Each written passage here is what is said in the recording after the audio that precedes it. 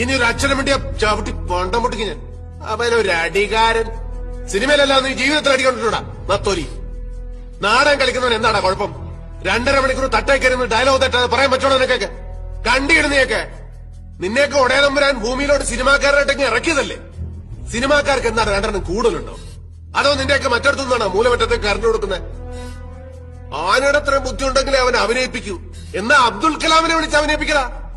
Chance വേണ്ടിയും തെരുകേട്ടും തെണ്ണിച്ചും തന്നെയാണ് എല്ലാവരും സിനിമാക്കാരനായിട്ടുള്ളൂ. അല്ലാതെ നീയൊക്കെ വീട്ടിൽ ചെന്ന് ഏത് നടനാടാ നടനാക്കിയത്? തിന്ന് എല്ലിന്റെ ഇടക്കറിയപ്പോ നിനക്കൊക്കെ ചാൻസ് വെച്ച് വരുന്നവരോടൊരു പോയി ഞാൻ ഈ ഊത്തവരിലേക്ക് ഞാൻ എന്റെ പൂഞ്ഞാണി വന്ന് ചെയ്തത്.